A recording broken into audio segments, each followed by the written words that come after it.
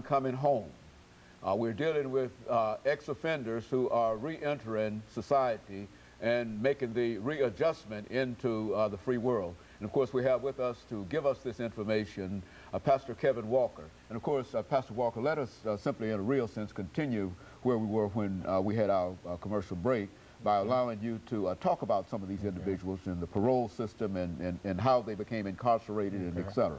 You know, as I was saying, Dr. Haney, when you commit a crime, you're the criminal. And chances are there's a victim involved in the process. It could be a crime against a property. But in essence, you're the criminal, you commit the crime, there's a victim. But now, here it is, you're coming up for parole, and now the roles are being reversed on you. Now, in essence, in a lot of situations, the inmate is being victimized all over. It has been made to become the victim in a lot of situations in terms of when they go to the parole board and they're sitting there and they're trying to be released, they've done what they're supposed to do while they're in the system to rehabilitate themselves. And then the parole board, a lot of times, are not taking any note of what they've done to better themselves while they're in the system, to say to society that, yes, I have done a crime, I did it, I'm not denying it, I paid my debt to society, I'm sitting here, I'm going to parole out, I need an opportunity to come back into society. I don't need to be victimized. I don't need to be constantly reminded for the rest of my life of what I've done. You know, in other words, a lot of situations, you go in with a 5-year sentence or 8-year sentence or something like that. You're not really a hardened criminal in that sense, but now society is saying you've got a life sentence regardless if you got a 2-year, 3-year, 4-year, 5-year sentence. The society is saying you've got a life sentence because for the rest of your life, people want to remember what you've done in your past and continue to penalize you for all those things. And people need an opportunity, Dr. Haney. People need a chance to make the adjustment back to society. You know, we'll say to the ex-offenders and we'll say to society concerning the ex-offenders, I should say, that this person, he's no good, he's low down because he was in prison, he got out and he went back to prison. But nobody looks at a lot of times why they went back to prison. You know, what was the obstacles that was in front of me that kept me, that made me go back to that old way of thinking. You know, because if I develop myself, if I'm doing something, and then I need to get out and I need somebody to allow me the opportunity to step in a position to practice some of the stuff that I've learned. You know, not just keep me held bondage to what I did in my past. You know, and that's how that thing working now. Well, it seems to me that the parole board, is there some kind of political motive in terms of how they operate? Or is there a fear on in terms of if they allow those individuals who have served their time and who have done everything necessary in order to meet all of the qualifications?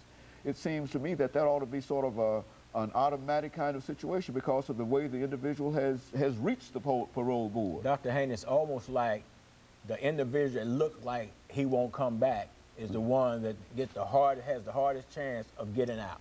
The individual that looks like he'll return is the one that readily makes parole because chances are they'll return. But I don't know if it's money motivated, politically motivated. I don't know what it is. I'm just saying that's what it looks like.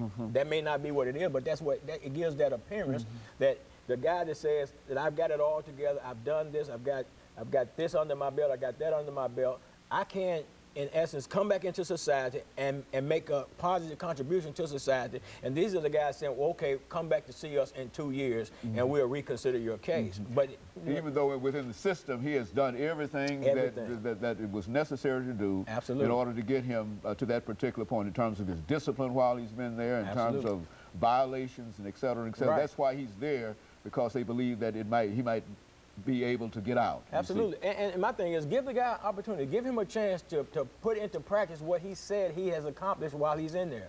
You know, give him the opportunity. But now, is there a possibility that there might be an attitude in which they believe that crime is on the increase everywhere, okay? Yeah. And that they believe that perhaps if they are, quote, too lenient on these individuals by allowing more to get out than getting out, that they will be accused of whatever, of contributing really to crime problems.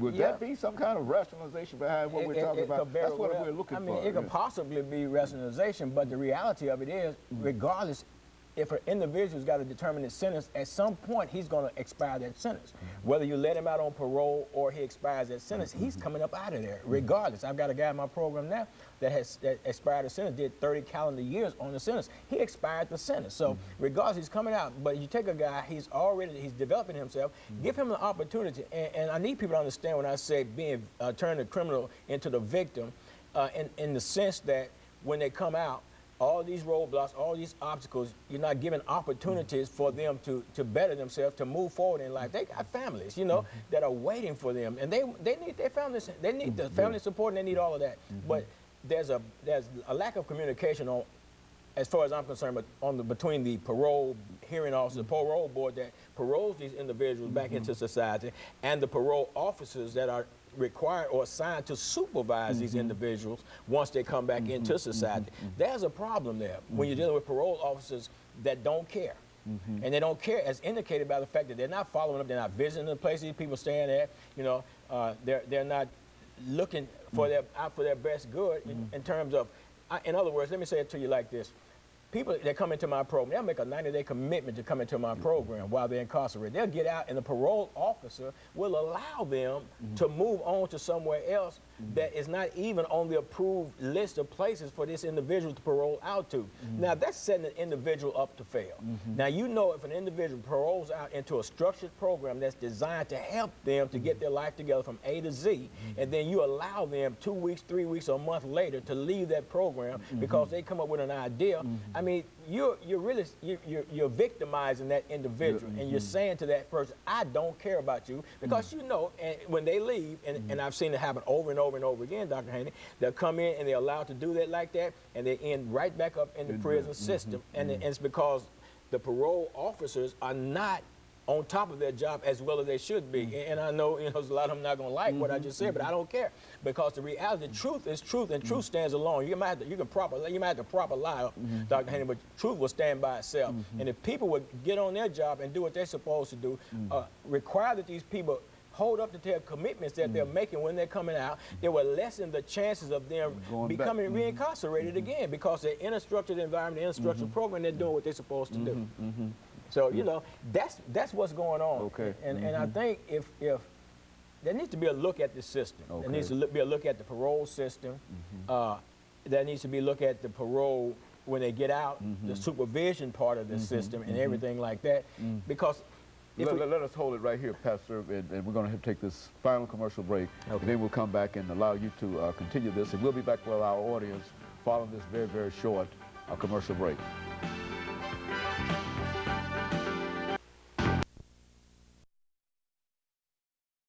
Help me, I'm coming home.